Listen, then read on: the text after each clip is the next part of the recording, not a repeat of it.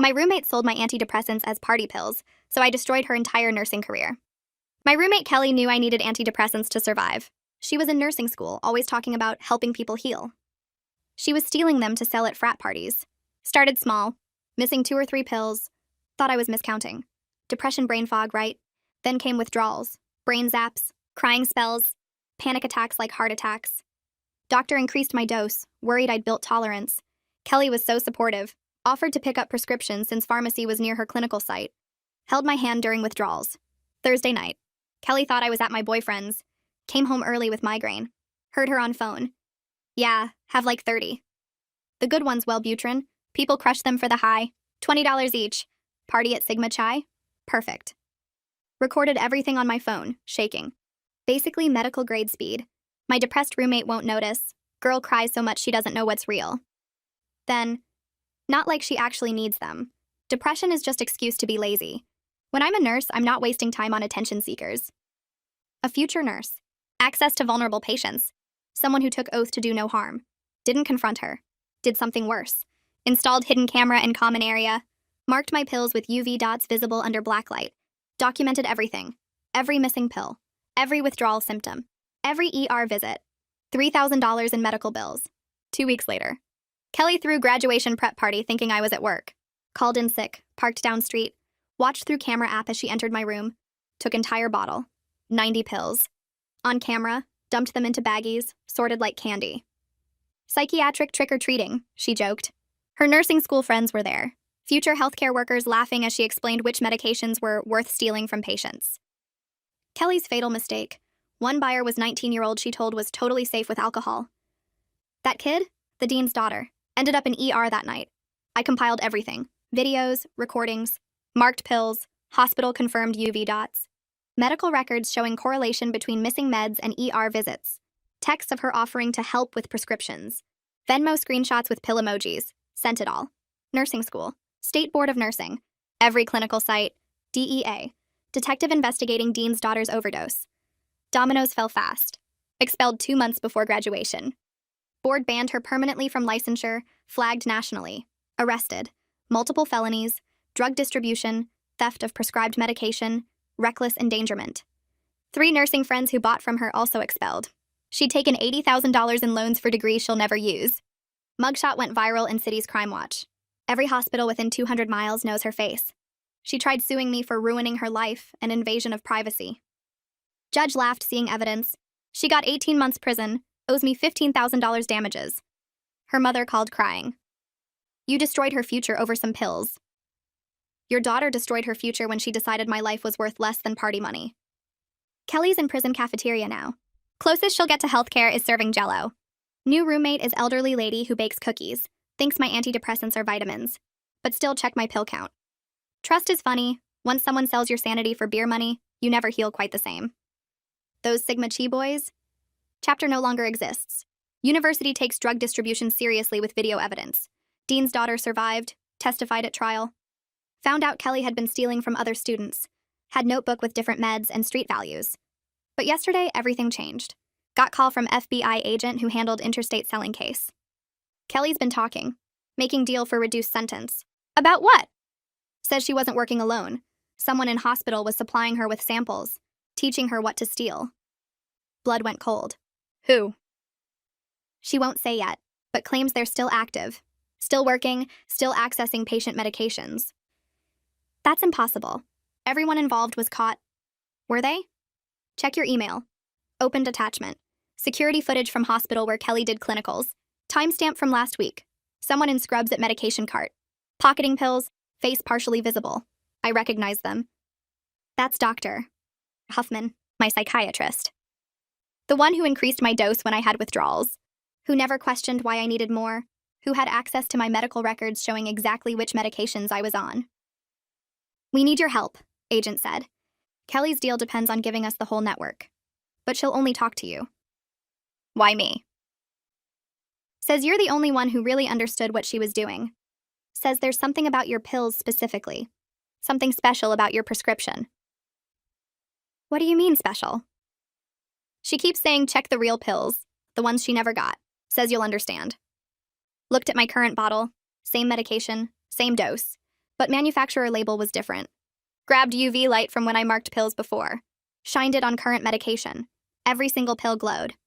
But not with my marks. With something already printed on them. Tiny numbers, serial codes. My psychiatrist had been giving me tracked pills. Like a clinical trial. But I was never in a clinical trial. Phone rang. Dr. Huffman. Hello, I noticed you missed your appointment today. We need to discuss your medication, in person, tonight. I hit the red button before I could think twice about it. The phone bounced off the carpet and landed face down near the couch leg. My hands wouldn't stop shaking. Meeting him alone would be the dumbest thing I could possibly do right now. He knew I found something. He knew I was onto him. My brain kept screaming at me to run, to hide, to do anything except walk into that office tonight. I grabbed my phone off the floor and pulled up the FBI agent's number with fingers that felt like they belonged to someone else. 30 seconds. That's all it took before I was calling him back. The phone rang twice before he picked up. I told him about Huffman's call, about the urgent meeting tonight, about how his voice sounded wrong, too calm, like he was reading from a script. Agent Castaneda went quiet on the other end. I could hear him breathing, could almost feel him thinking through the phone. Then he asked if I was somewhere safe right now. I looked around my apartment, the windows with their cheap blinds, the door with its single lock, the elderly roommate who thought my pills were vitamins. Safe felt like a word from another language. 2 agents showed up at my door 20 minutes later. They swept through my apartment like they were looking for bombs, checking closets and under furniture and behind curtains. I sat on my couch trying to remember how to breathe normally. They found nothing, but one agent stayed posted outside my door anyway. The other one, a woman with gray hair and kind eyes, sat down across from me and explained what happens next. Her voice was steady and professional, the kind of voice that probably talked people off ledges. I barely heard half of what she said. My brain kept replaying Huffman's words. We need to discuss your medication, in person, tonight. Agent Castaneda showed up himself an hour later. He wanted me to wear a wire to the meeting, but he needed my consent because it was dangerous. He said those words slowly, like he wanted to make sure I understood. Dangerous. Huffman calling me directly meant he was worried about what I knew. Worried people did stupid things. Worried people might try to control the situation in ways that could hurt me. But worried people also talked too much, said things they shouldn't say, admitted to things they thought were still secret. If I wore the wire, if I went into that office and asked the right questions, Huffman might incriminate himself trying to explain everything away. I spent 2 hours at the FBI field office learning how the wire worked. They showed me the tiny recording device, smaller than a matchbox, and explained where it would sit under my shirt. They taught me what to say to get Huffman talking. Stay calm. Ask open questions. Let silence do the work. People hate silence. They fill it with explanations and justifications and confessions they never meant to make. A woman with short red hair played Huffman while I practiced. She pretended to be concerned and caring, and I practiced asking why my pills looked different. Why they had codes on them. Why he never told me I was part of a study. My voice shook the first 10 times. By the 20th, it almost sounded normal. Agent Castaneda sat down with me after the practice session ended. He explained that Kelly identified Huffman as her pharmaceutical company contact. She gave them his name, his office location, even some text messages about which medications were worth stealing. But text messages weren't enough. They needed recorded evidence of him admitting to the illegal trial. My medication bottles with their UV codes were circumstantial evidence, proof that something weird was happening, but not proof of what or why. Huffman's own words would be solid proof. The kind of proof that held up in court, the kind that put people in prison. I agreed to do it. Not because I was brave, not because I wanted to help the FBI. I agreed because I kept thinking about all the other patients who might be taking tracked pills right now without knowing. Patients who trusted their doctors like I trusted Huffman. Patients who thought their side effects were just part of being sick, not part of being someone's science project. If Huffman did this to me, he probably did it to dozens of other people, maybe hundreds. People who were already vulnerable, already struggling, already barely holding on. People whose doctors were supposed to help them, not use them. That night, I couldn't sleep. I lay in bed staring at my ceiling and replaying every appointment I ever had with Huffman. The way he always seemed so caring and thorough, the detailed questions about my symptoms and side effects, how he always wrote everything down in his little notebook, nodding and humming like he really cared. I thought he was being a good doctor. Now I realized he was collecting data. Every question had a purpose. Every symptom I reported went into some database somewhere. Every dose increase was probably planned weeks in advance, part of some protocol I never agreed to. I felt sick thinking about it. Sick and angry and scared all at once. The next morning, FBI technicians wired me up in an unmarked van parked 2 blocks from Huffman's office. The recording device was smaller than I expected when they actually put it on me. It sat against my ribs under my shirt, held in place with medical tape that pulled at my skin. They assured me agents would be positioned nearby if anything went wrong. One across the street in a coffee shop. One in the building next door. One in a car at the end of the block. They could be inside Huffman's office in under 30 seconds if I said the safe word. The safe word was pineapple. I practiced saying it 3 times to make sure I could get it out if my throat closed up with fear. I walked into Huffman's office at exactly 6 p.m. like he asked. The waiting room was empty. The receptionist had gone home. Huffman stood in his doorway waiting for me, and he smiled that warm smile I used to find comforting. He gestured to my usual chair, the one by the window with the ugly brown cushion. I sat down and he closed the door behind us. The click of the lock made my stomach drop. Something in his eyes looked different now. Still friendly on the surface, still concerned and professional. But underneath there was something else. Something calculating. Something that was measuring me, figuring out what I knew and how much damage I could do. Huffman leaned back in his chair and smiled that warm smile I used to find comforting. He asked if I'd been experiencing any unusual symptoms lately, and something in his tone made my skin crawl. The question sounded casual, but his eyes were searching my face too carefully, like he was trying to read something specific there.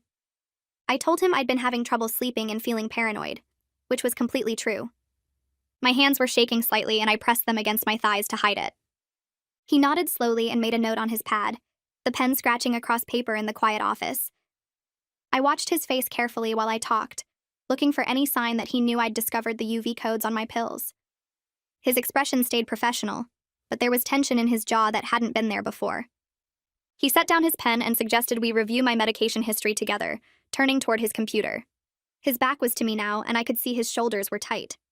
He started typing, and his hands were trembling slightly as they moved across the keyboard. The trembling was subtle, but it was there, a tiny shake that made the keys click unevenly. He talked while he typed, filling the silence with medical terms about serotonin levels and dosage adjustments. The words came faster than usual, tumbling over each other like he was nervous. I'd never heard him talk this fast before, and it made me more certain that he was scared. He pulled up my file and started scrolling through months of appointment notes. I could see the screen from my chair, pages of his careful documentation about my symptoms and reactions. He kept talking about neurotransmitters and therapeutic windows, using big medical words that would normally make me feel stupid. But now I realized he was hiding behind the jargon, using it as a shield to avoid saying anything real. I decided to push and see what would happen. I mentioned that I'd noticed something strange about my pills lately, that they looked different under certain lights. The typing stopped. Huffman's shoulders went rigid, and for a long moment he didn't move at all. Then he turned around slowly in his chair, his professional mask slipping just a little. His smile was still there, but it looked forced now, stretched too tight across his face. He asked what I meant by different, and I could hear the fake casualness in his voice. It reminded me of how Kelly used to sound when she was lying, that overly relaxed tone that actually meant she was panicking inside. I explained about the UV light and the serial codes, watching his face the whole time. I saw the exact moment he realized I knew. His eyes widened slightly and his smile disappeared completely.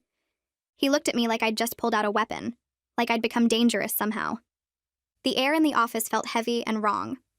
Huffman was quiet for a long moment, just staring at me with this calculating expression.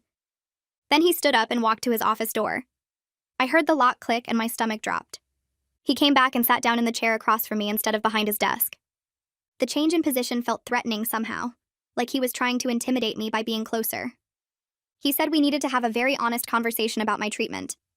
His tone had shifted completely from warm doctor to cold businessman. The caring psychiatrist act was gone, and what was left felt dangerous. He explained that I'd been selected for a special medication program because my case was particularly interesting. The pharmaceutical company wanted detailed data on how patients with my specific symptoms responded to different dosages. He made it sound like an honor, like I should be grateful for the attention. He said the medication was cutting edge, and I'd gotten access to treatment most people couldn't afford. I felt sick listening to him reframe what he'd done as some kind of favor. I asked if he'd ever planned to tell me I was in a trial. Huffman hesitated, and I watched him choose his words carefully. He said the research was observational, not experimental, so informed consent wasn't technically required. The way he said technically made it clear he knew exactly how wrong this was. He was hiding behind legal loopholes and medical definitions, trying to make it sound less bad than it actually was. But I'd been in his office for months talking about my symptoms and struggles, and he'd never once mentioned that my pills were being tracked. He'd never asked permission to collect data on me. He'd just done it because he could, because I was vulnerable and trusting and he had access. Huffman leaned forward and admitted that the pharmaceutical company compensated him for patient data. He said it quickly like he wanted to get past it, then immediately insisted the medication was safe and I was never in danger. I thought about my withdrawals when Kelly was stealing my pills. The brain zaps and panic attacks and ER visits that cost me $3,000. I thought about Huffman increasing my dose, acting concerned, when really he was probably following some protocol the pharmaceutical company had given him. The rage built in my chest like pressure, hot and tight. Huffman kept talking, saying we could work this out between us. He said involving authorities would only complicate things unnecessarily, make everything harder for both of us. He suggested he could cover my medical expenses and continue my treatment for free if I was willing to keep this private. He was trying to buy my silence right there in his office, offering me money to protect himself. The wire under my shirt felt suddenly obvious and I was terrified he'd notice it. I forced myself to stay calm and asked how many other patients he'd enrolled without their knowledge. Huffman deflected immediately, saying he couldn't discuss other patients due to confidentiality. But his eyes shifted away from mine when he said it, looking at the wall behind me instead of my face. I knew the number was high enough that he was scared. He'd done this to enough people that getting caught would destroy him completely. He started talking faster then, words coming out like he'd been holding them in for too long. Pharmaceutical trials cost millions of dollars, he explained, and the approval process takes years, sometimes decades. Sometimes researchers had to be creative to gather the data they needed. Sometimes the traditional methods didn't work for everyone. Sometimes people like me benefited from access to cutting-edge treatments we'd never get otherwise. He kept saying sometimes like it made everything okay, like repetition would turn wrong into right. My skin crawled listening to him reframe what he'd done as some kind of favor. The wire under my shirt felt hot against my ribs, and I wondered if he could see my heart beating through my clothes. He leaned back in his chair and said pharmaceutical companies needed real-world data, not just controlled trials with perfect subjects. People like me, with complicated symptoms and histories, we were valuable for research. He made it sound like I should feel special instead of violated. I forced myself to breathe normally and told him I needed time to think about his offer. Huffman's shoulders dropped and relief spread across his face like I'd just agreed to keep his secret. He stood up and walked me to the door, one hand on my shoulder like we were old friends. He reminded me I could call him anytime, day or night, if I wanted to discuss this further. His office number, his cell phone, even his home number if it was urgent. He squeezed my shoulder and said he knew I'd make the right choice, that I understood how important this research was for future patients. The door clicked shut behind me and I walked down the hallway trying not to run. The moment I stepped outside into the parking lot, 3 FBI agents moved in from different directions. Huffman was still locking his office door when they surrounded him. I watched from across the street next to Agent Castaneda's car as they put handcuffs on Huffman's wrists. He looked up and saw me standing there. His face changed from confused to understanding to complete betrayal in about 2 seconds. He stared at me like I was the one who'd done something wrong, like I'd violated his trust instead of the other way around. One of the agents put a hand on Huffman's head and guided him into the back of their car. I watched until they drove away, and then my legs started shaking so hard I had to sit down on the curb. Agent Castaneda crouched next to me and said I did great, that the recording was perfect. Huffman had admitted to conducting unauthorized human trials and accepting payment from pharmaceutical companies. Clear evidence of everything they needed. He helped me stand up and said they were executing search warrants on Huffman's office and home right now. They expected to find records of other patients, communications with pharmaceutical company representatives, maybe even protocols for the experimental trials. Other agents were already inside Huffman's office pulling files from cabinets and downloading data from his computer. Castaneda walked me to his car and said we needed to go back to the FBI office so I could give a formal statement while everything was fresh in my mind. The FBI office had fluorescent lights that made everything look washed out and tired. I sat in a small room with a camera in the corner and told my story to 3 different agents who all asked the same questions in slightly different ways. They wanted exact quotes from Huffman, specific details about when he increased my dose, any conversations about my symptoms that seemed unusual. After 2 hours, Castaneda came back in and said Kelly wanted to see me. She'd been asking for days, ever since they arrested her, and now that they had Huffman's confession on tape, they thought it might be useful for me to hear what she had to say. I asked why she wanted to see me specifically, and Castaneda said she claimed she had information I needed to know, things about my medication that went beyond what Huffman admitted. I agreed because I needed to understand the whole picture. 2 days later, I sat in a prison visiting room with gray walls and metal tables bolted to the floor. The guard said Kelly would be out in 5 minutes, and I wasn't sure what I was supposed to feel. Anger seemed too simple, and pity seemed too generous, and everything in between felt complicated and exhausting. I hadn't seen her since before her arrest, before everything exploded. The door buzzed and opened, and Kelly walked in wearing an orange jumpsuit that was too big for her. She looked smaller than I remembered, like prison had shrunk her somehow. Her nursing school confidence was completely gone, replaced by something that looked like shame mixed with fear. Kelly sat down across from me and started crying immediately. Tears ran down her face, and she said she was sorry, that she never understood how badly she hurt me until she ended up here. Her voice cracked, and she kept wiping her eyes with her sleeve. She said prison gave her time to think about what she'd done, about how she'd treated me like I wasn't even human. I didn't say anything because I didn't trust my voice to stay steady. She took a shaky breath and started explaining what really happened. A pharmaceutical rep approached her during her clinical rotation at the hospital. He offered her money for patient information and medication samples. At first, it was just data about prescribing patterns, which doctors wrote which prescriptions, nothing that seemed harmful. She thought she was helping with market research, but it got bigger fast. The rep started asking for specific information about individual patients, their symptoms, their responses to medications. Then he wanted actual pills, samples she could take from the medication carts when nurses weren't looking. Kelly said she needed the money for school and convinced herself it wasn't really hurting anyone. The rep introduced her to Huffman after a few months. Huffman was running unofficial trials and needed someone with access to patients, someone who could identify vulnerable people who wouldn't notice missing pills or connect their symptoms to the trials. Kelly's job was to find patients like that and report back about their conditions and medications. Huffman paid her $500 for each patient she recruited. She enrolled 7 people total before I caught her. She kept saying she didn't think of us as real people, just data points and money, and she knew how messed up that sounded now. But it was true. I asked if she knew the medication could hurt us, and Kelly nodded, fresh tears streaming down her face. The pharmaceutical company was testing a modified formula that hadn't been approved yet. They were using psychiatric patients as test subjects because they figured our symptoms would hide any side effects. If we got worse, doctors would just think our depression or anxiety was getting worse naturally. Kelly said Huffman gave her specific instructions about which patients to target. People already on antidepressants and showing symptoms, people who were struggling enough that changes would seem normal.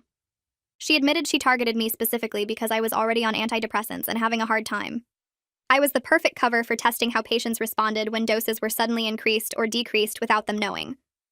The pharmaceutical company wanted data on medication manipulation, what happened when people missed doses or took extra doses, how their bodies and minds reacted to the changes. Kelly's voice got quieter, and she said they used me like a lab rat, and she helped them do it, because she wanted the money more than she cared about what happened to me. She told me the number like it didn't mean anything, $500 per person, 7 people total before everything fell apart. Kelly kept repeating that she didn't think of us as real people, just data points and money, and she knew how messed up that sounded now, but it was the truth. Her voice got even quieter when she said it, like saying it out loud made it more real. I sat there trying to process what 7 people meant, 7 lives she'd messed with for $3,500 total. That was it. That was what my sanity and 6 other people's mental health were worth to her. I asked if she knew the medication could actually hurt us, not just make us feel weird for a few days. Kelly nodded, and the tears came faster, streaming down her face and dripping onto the table between us. The pharmaceutical company was testing a modified formula that hadn't been approved yet, she said. They were using psychiatric patients as test subjects because they figured our symptoms would hide any bad reactions. If we got worse, doctors would just think our depression or anxiety was getting worse naturally, not that the pills were causing new problems. And nobody would connect the dots because mentally ill people always have ups and downs, right? That's what Huffman told her when he explained the whole setup. Kelly wiped her face with her sleeve and said Huffman gave her specific instructions about which patients to target. People already on medication and showing symptoms, people struggling enough that changes would seem normal. She admitted she picked me specifically because I was already on antidepressants and having a hard time. I was the perfect cover for testing how patients responded when doses were suddenly changed without them knowing. The company wanted data on what happened when people missed doses or took extra doses, how their bodies and minds reacted to the manipulation. Then she told me about another patient she recruited, a guy who was Phoebe's brother. She didn't say his name, just that he was young and dealing with anxiety. He ended up in the psychiatric ward after a severe reaction to the experimental formula they'd been testing on him. Kelly visited him once at the hospital, saw him strapped to a bed because he'd tried to hurt himself during a psychotic episode that the medication triggered. That was when she realized what she'd actually been part of, when she saw a real person suffering because of choices she'd made for money. She said that visit was what made her start talking to the FBI, made her realize she couldn't keep pretending this was just some harmless side hustle. I sat there trying to imagine Kelly walking into that psychiatric ward and seeing what her actions had caused, trying to figure out if I believed her remorse was real or just another performance. The Kelly I knew would have found a way to rationalize it, to make it someone else's fault, but this person sitting across from me seemed genuinely broken by what she'd done. Something shifted in my head while she was talking, some piece of the anger I'd been holding onto for months. I realized Kelly was a victim too, just in a different way than me.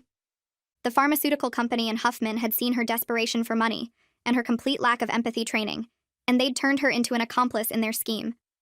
They'd used her the same way they used us, except she was supposed to be grateful for the opportunity to help them hurt people. She was young and broke and in over her head with student loans, and they'd offered her what seemed like easy money for simple tasks. They'd slowly pulled her deeper into the conspiracy, making each step seem reasonable until she was too involved to back out without destroying herself. That didn't excuse what she did to me, didn't make the withdrawals or the panic attacks or the medical bills disappear, but it made the whole thing more complicated than just her being evil. Kelly's voice changed when she started talking about the deal the FBI was offering her. She said they wanted her to testify against the pharmaceutical company executives who designed the whole program, the people who came up with Project Insight, and decided vulnerable patients were acceptable casualties for cheap research data. She'd already given them names, emails, and bank records showing systematic patient exploitation across multiple cities. The FBI had evidence of similar operations in 11 other states, all running the same basic scheme with different corrupt doctors and desperate medical students as recruiters. Kelly said the executives had built an entire system around exploiting people like us, people whose complaints wouldn't be taken seriously because we were already labeled as mentally unstable. She kept emphasizing how big this was, how many people had been hurt, like that somehow made her role in it less terrible. I asked what she wanted from me, why she'd asked the FBI to arrange this visit after everything that happened between us. Kelly looked right at me for the first time since she sat down and said she just needed me to know the whole truth. She wasn't asking for forgiveness because she knew she didn't deserve it, but she wanted me to understand that this was bigger than just her stealing my pills to sell at parties. She wanted me to know that Huffman and the pharmaceutical company had manipulated both of us, that we were both part of their experiment even though we played different roles. She said she'd live with the guilt forever, that knowing what she'd contributed to would never leave her, but at least she could help stop it from happening to anyone else. Requested Reds is on Spotify now. Check out link in the description or comments.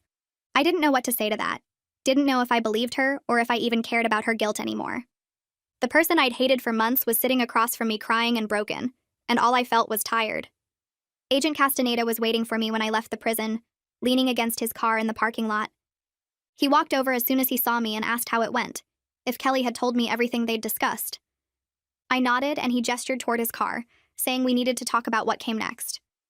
We sat in his car with the engine running for heat, and he explained that Kelly's testimony had blown open a massive case that went way beyond anything they'd initially suspected.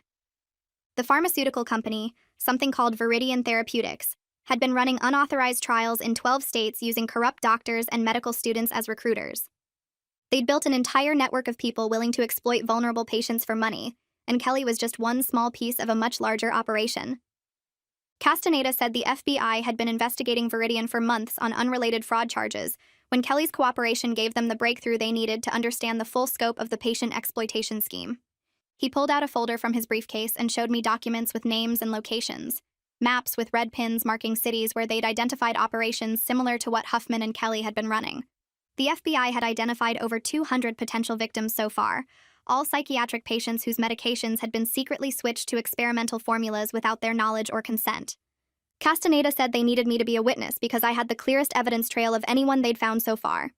The UV-coated pills in my possession, the recorded confession from Huffman, the documented medical records showing the correlation between the medication changes and my symptoms. All of it together made an airtight case that could help bring down the entire operation. He said most victims didn't have that kind of documentation, that many of them didn't even realize yet that they'd been part of an illegal experiment. 3 days later, I was sitting in a lawyer's office downtown, waiting to meet someone named Caroline Brady who specialized in pharmaceutical litigation. Agent Castaneda had recommended her, said she'd handled cases against big drug companies before and won significant settlements for victims. Caroline walked in exactly on time, a woman in her 40s with sharp eyes and a briefcase that looked expensive. She sat down across from me and got straight to business, explaining that beyond the criminal case the FBI was building, there was going to be a massive civil lawsuit against Viridian Therapeutics. She said victims could receive significant compensation for the medical harm and emotional trauma we'd experienced, that the company would be forced to pay for what they'd done to us. I asked how much money we were talking about, and she said it was too early to know for sure. But cases like this typically resulted in settlements ranging from tens of thousands to hundreds of thousands per victim, depending on the severity of harm. Caroline opened her laptop and pulled up information about Viridian Therapeutics, showing me their corporate structure and financial reports. She explained that Viridian was a mid-sized pharmaceutical company that had been struggling financially for several years, watching bigger competitors dominate the market while their own drug development pipeline dried up. They'd seen unauthorized trials as a way to cut research costs dramatically, to gather the real-world data they needed for FDA applications, without spending millions on proper clinical trials with informed consent and safety oversight.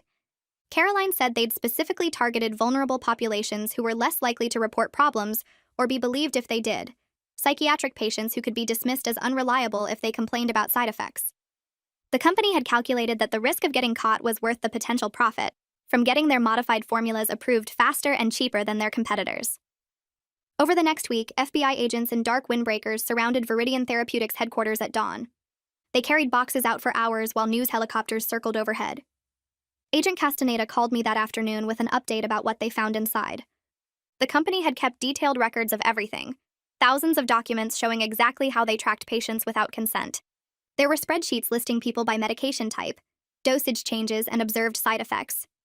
Project Insight was the official name they used internally, like it was just another business operation instead of illegal human testing.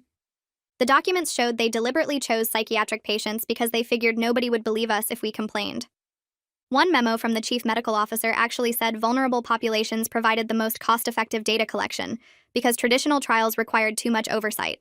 They had calculated the risk of getting caught versus the money they would save on proper research. Apparently, exploiting sick people were just a business decision to them. Agent Castaneda sent me some of the seized files, and reading them made me feel sick. My name appeared in multiple spreadsheets with notes about my withdrawal symptoms and ER visits. They had tracked everything Huffman reported back to them, turning my suffering into data points they could use for FDA applications. There were at least 200 other names in those files, people scattered across 12 states who had no idea their doctors were feeding information to a pharmaceutical company. The scope was so much bigger than I had imagined when I first discovered those UV codes on my pills. 3 days later, my phone rang with a number I didn't recognize. The woman on the other end said her name was Phoebe Tillman, and the FBI had given her my contact information. She asked if we could meet because she needed to talk to someone who understood what Viridian had done to us. I agreed immediately, and we set up a time to meet at a coffee shop near campus. 2 other victims reached out that same day through email addresses Agent Castaneda had shared with my permission. We all decided to meet together instead of separately. Walking into that coffee shop felt surreal. I spotted them right away at a corner table. 3 strangers who somehow felt connected to me through this nightmare. Phoebe was younger than I expected, maybe 23, with tired eyes that looked older than her face. The other 2 were college students like me, a guy named Caleb who kept fidgeting with his coffee cup, and a woman named Jen who seemed angry just sitting there. We spent 3 hours sharing our stories, and the patterns were impossible to ignore. Each of us had trusted our doctors completely. Each of us had experienced sudden changes in our medication that caused problems. Each of us had been told it was normal, that our bodies were just adjusting, that we needed to be patient. Viridian had found the perfect victims because we were already struggling with mental health, already doubting our own perceptions, already used to people not believing us when we said something was wrong. Phoebe's story hit me the hardest. She had been given a higher dose of the experimental formula than anyone else, and her body reacted badly. She ended up in the hospital with liver failure, and now at 23 years old, she has permanent damage that requires constant monitoring. The doctors told her she would need regular blood tests for the rest of her life to make sure her liver keeps functioning, all because Viridian wanted to test whether patients could handle increased dosages without proper safety protocols. They had literally poisoned her to collect data, and her life would never be the same. Caleb told us about his suicide attempt during a withdrawal period when his medication was secretly switched. He survived, but the trauma of that experience combined with learning it was deliberately caused has left him barely able to function. He dropped out of school and moved back home with his parents. He can't work because panic attacks hit him randomly throughout the day. His hands shook while he talked, and I recognized that shake from my own worst days. The guilt in his voice was obvious when he said he should have known something was wrong. Like any of us could have predicted our doctors were conducting illegal experiments. We decided right there at that coffee shop to form a support group.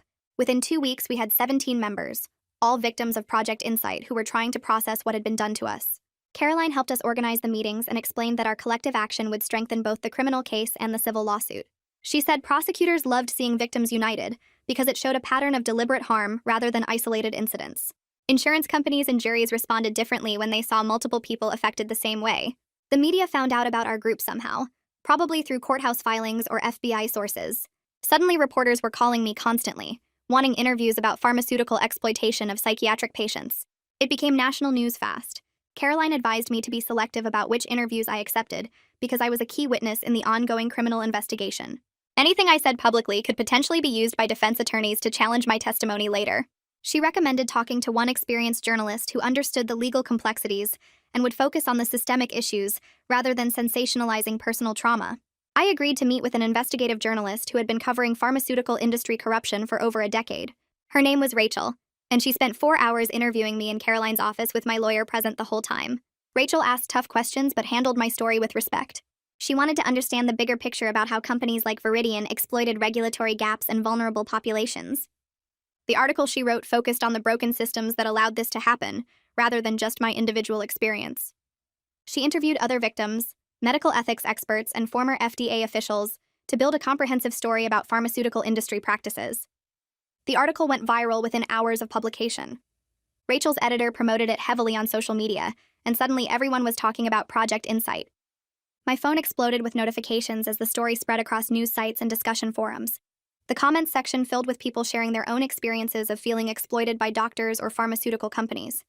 Some were probably legitimate, others maybe exaggerated, but the collective anger was real and powerful.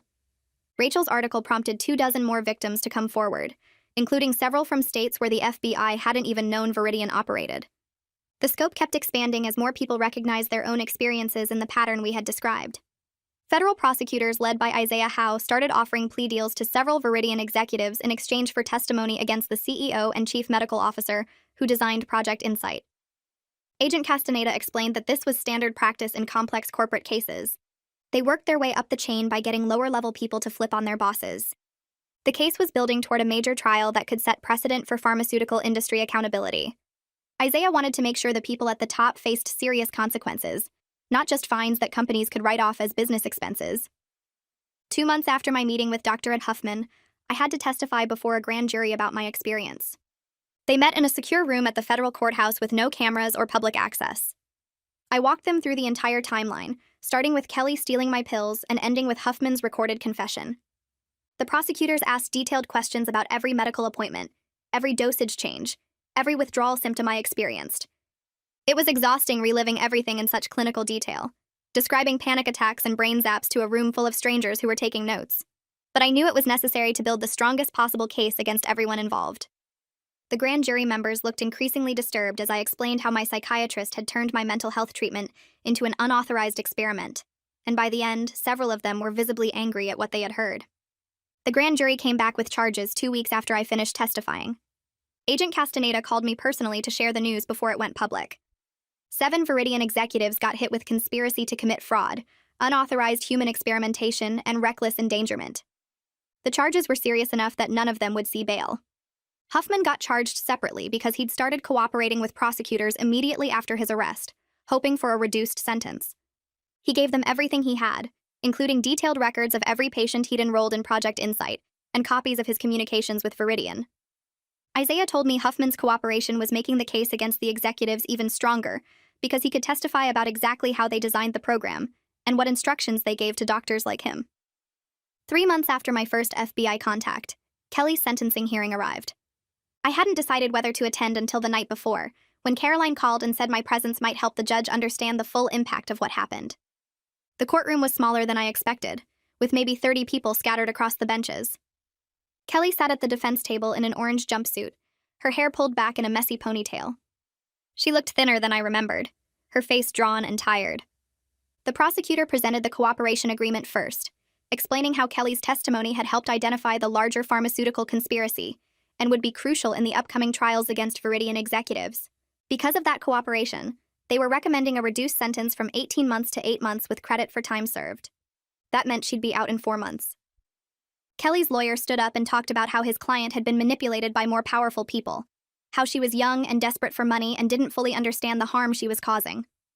I sat in the back row listening to him paint Kelly as another victim, which wasn't entirely wrong but also wasn't the whole truth. The judge asked if any victims wanted to make statements before sentencing. I stood up before I could talk myself out of it and walked to the podium at the front of the courtroom. My hands shook as I unfolded the paper where I'd written notes the night before. I talked about the withdrawals, the panic attacks, the medical bills I was still paying off. I explained how Kelly's betrayal made me question my own sanity because she was supposed to be my friend and roommate, someone I trusted completely. But I also said that after learning about Project Insight and how Viridian had exploited her financial desperation, I understood she'd been caught in a system designed to turn vulnerable people against each other. I told the judge that Kelly made terrible choices and hurt me badly, but the people who designed that system deserved the harshest punishment. When I finished, the judge nodded and made notes on his papers. He looked at Kelly and said this case demonstrated how institutional corruption exploits everyone it touches, from patients to medical students to healthcare workers. Then he accepted the plea agreement and sentenced Kelly to 8 months with credit for time served. She'd be released in 4 months on supervised probation. Caroline filed the class action lawsuit the same week Kelly got sentenced. She'd been preparing it for months, gathering documentation from all 238 identified victims and building a comprehensive case against Viridian Therapeutics. The lawsuit alleged fraud, negligence, battery, and intentional infliction of emotional distress. When the filing became public, Viridian's stock price dropped 40% in a single day. News outlets picked up the story, and suddenly Project Insight was front-page news across the country. Caroline told me the company's board of directors called an emergency meeting to discuss bankruptcy as a way to limit their liability to victims. She'd anticipated that move and structured the lawsuit to pierce corporate protections and go after individual executives' personal assets if necessary. I started seeing Mia Buchanan 2 weeks after the lawsuit went public. Caroline recommended her because she specialized in medical trauma and institutional betrayal, which was apparently a whole category of psychological damage I'd never heard of before. Mia's office was in a quiet building near campus, decorated with plants and comfortable furniture that didn't look like a typical therapy office. During our first session, she asked me to describe my experience with the healthcare system before Kelly's theft and Huffman's experiment. I told her about trusting my psychiatrist completely, believing he had my best interests in mind, following his recommendations without question. She listened without interrupting, taking occasional notes. Then she explained that what I experienced wasn't just about the specific betrayals by Kelly and Huffman, but about having my trust in entire systems exploited for profit. The violation went deeper than stolen pills or experimental medication, because it shattered my fundamental belief that healthcare providers were supposed to help people, not use them. Over the next several sessions, Mia helped me understand that my constant vigilance and difficulty trusting doctors was completely normal given what happened. She said my brain had learned that medical professionals could be dangerous, so it was protecting me by staying on high alert.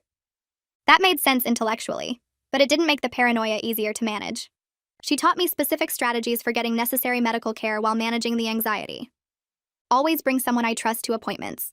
Request detailed explanations of any prescriptions, including manufacturer information, and why that specific medication was chosen.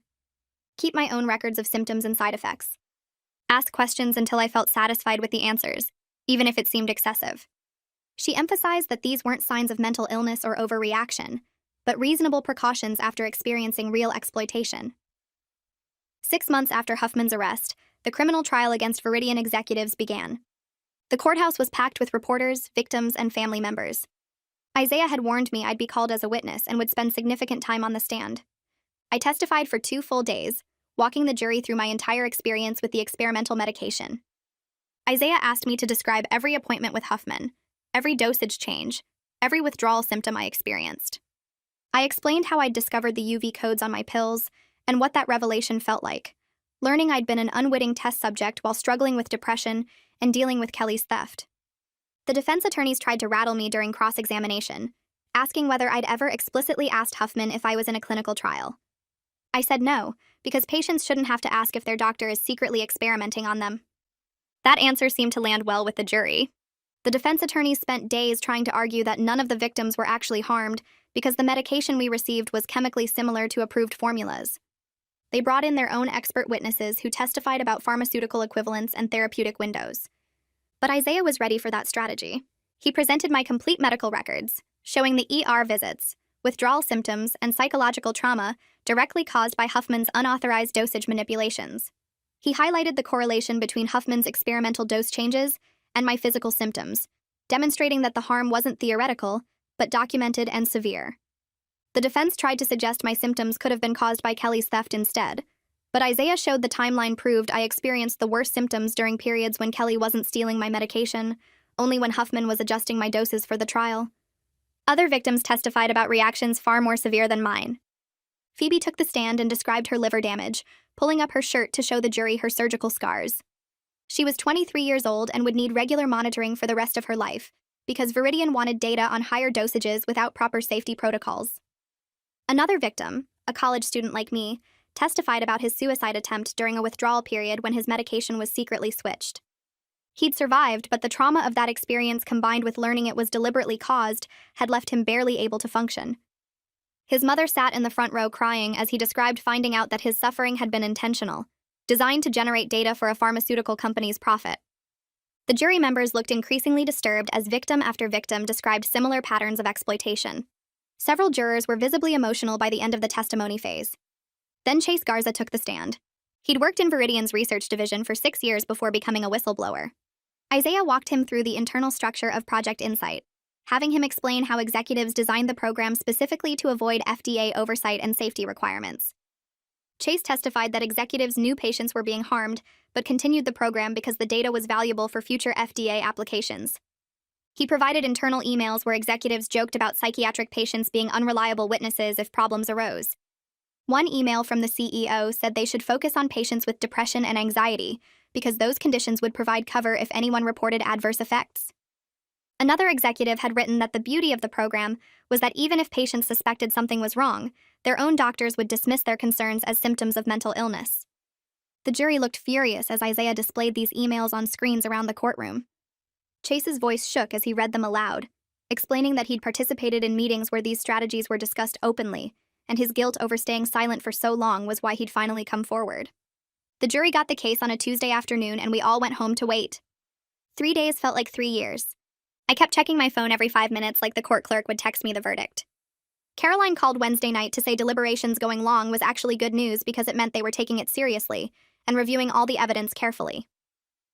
Thursday morning, I couldn't eat breakfast. Thursday afternoon, I walked around campus in circles until my feet hurt. Thursday evening, Caroline called and said the jury requested to review the internal emails again, the ones where executives joked about psychiatric patients being unreliable witnesses. Friday morning at 10 a.m., my phone rang. Caroline said the jury had reached a verdict and we needed to get to the courthouse immediately. I drove there shaking so hard I almost ran a red light. The courthouse parking lot was packed with news vans and reporters. Inside, the courtroom filled up fast with victims and their families. Phoebe sat 2 rows ahead of me with her mother. The college student who attempted suicide was there with his therapist. I counted at least 40 people I recognized from our support group meetings. The jury filed in, and none of them looked at the defense table. Caroline squeezed my hand and whispered that was a good sign. The judge asked if they'd reached a verdict, and the foreman stood up holding a piece of paper. Guilty on all charges against the CEO. Guilty on all charges against the chief medical officer. Guilty, guilty, guilty down the list. Someone behind me started crying. Then someone else. Then half the courtroom was crying, including me. The CEO sat there staring straight ahead like he couldn't believe this was happening to him. His lawyer put a hand on his shoulder, but he shook it off. The judge thanked the jury and set sentencing for 2 weeks out. We all filed out of the courtroom and reporters swarmed us on the courthouse steps. Isaiah gave a statement about justice being served and pharmaceutical companies being held accountable. I didn't talk to any reporters. I just wanted to go home and process what had actually happened. Sentencing day came faster than I expected. The courtroom was even more packed this time. The judge let victims give impact statements if they wanted. Phoebe went first and talked about her liver damage and how she'd never trust a doctor again without questioning everything. The suicide attempt survivor talked about the nightmares he still had. I didn't give a statement because I'd already said everything I needed to say during the trial. The judge sentenced the CEO to 12 years in federal prison. 12 years. The chief medical officer got 10 years. The other executives got between 3 and 7 years depending on their involvement. All of them had to pay money back to victims. The CEO's wife started crying when the judge read his sentence. His lawyer immediately said they'd appeal. But Caroline told me appeals almost never work in cases with this much evidence. Walking out of that courthouse felt different from after the verdict. This time it was really over. The criminal part anyway. Caroline had been working on the civil lawsuit the whole time, and 3 days after sentencing, Viridian Therapeutics declared bankruptcy just like she predicted. but she'd already gotten the bankruptcy court to approve victim claims as top priority. The settlement fund was $47 million split between 238 victims. My share came out to $198,000. Caroline's office sent me the paperwork, and I stared at the number for a long time. It covered every single medical bill from the experimental medication. It covered the ER visits and the therapy and the time I missed from work. It gave me enough money to finish college without loans and keep seeing Mia twice a week for as long as I needed. But it didn't undo what happened. It didn't give me back the version of myself who trusted doctors and took medication without counting pills obsessively. I put most of the money in savings and used some to pay off my car. Bought my elderly roommate a really nice birthday present because she'd been so patient with me during the trial. Set up automatic payments to Mia's office so I wouldn't have an excuse to skip therapy. Life got quieter after that. I focused on finishing my degree and trying to feel normal again. Then 6 months after sentencing, Caroline called and said Kelly had been released from prison and wanted to meet with me. My first reaction was absolutely not. But Caroline said Kelly had been asking for weeks and seemed genuinely different. I thought about it for 7 days before telling Caroline okay, but only with her present and only in a public place. We met at a coffee shop near campus on a Saturday afternoon. Kelly walked in looking smaller and more real than I remembered. Her hair was shorter and she wasn't wearing makeup. She worked as a medical billing clerk now because nursing was gone forever. She sat down across from me and Caroline and started talking about patient advocacy groups she volunteered with on weekends. Kelly said she spent her time in prison reading everything she could about medical ethics and informed consent. She'd written letters to dozens of victims apologizing. She testified at 3 other trials involving similar pharmaceutical schemes. She worked with state legislators on bills to protect patients from exploitation. She said she knew nothing she did would ever make up for what she'd done, but she had to try anyway. I listened to her talk about dedicating her life to helping other victims and working to change the system. Part of me wanted to stay angry forever. But sitting there watching her explain how she volunteered 20 hours a week helping people navigate medical billing disputes and insurance denials, I realized we'd both been caught in something bigger than either of us. She made terrible choices and hurt people, including me. But the pharmaceutical company and Huffman had used her desperation and lack of training to turn her into an accomplice. I left that meeting feeling something close to closure. Not forgiveness, exactly. I'd probably never fully forgive her for selling my sanity for beer money and joking about psychiatric patients while stealing our medications. But I understood that we were both victims of a system designed to exploit vulnerable people for profit. She was trying to make amends in real ways that helped other people avoid what happened to us. I'm finishing my degree now, 3 semesters left. I see Mia every week, and we work on managing the paranoia that never completely went away. I found a new psychiatrist who lets me record our appointments and explains everything in detail before prescribing anything. I still count my pills every single day and probably always will. I used part of my settlement money to start a scholarship for students studying medical ethics. The application asks them to write about informed consent and why vulnerable patients deserve protection. Life isn't perfect, and I'm not the same person I was before Kelly stole my first pill. Some violations change you permanently in ways that don't heal completely. But I turned that change into something useful. I advocate for informed consent protections at the state level. I help other pharmaceutical trial victims navigate the legal system and connect with resources. I speak at medical school ethics classes about what happens when doctors prioritize research over patient welfare. The paranoia and hypervigilance became tools for protecting other people from what happened to me. I built a support system of people who understand that healing doesn't mean forgetting what was done to you, or pretending you're the same person you were before someone decided your life was worth less than their career advancement and a pharmaceutical company's profit margin. Well, that's another beautifully messy ending. If you made it this far, you clearly enjoy emotional damage with a side of laughter. Subscribe, and let's keep making bad decisions together.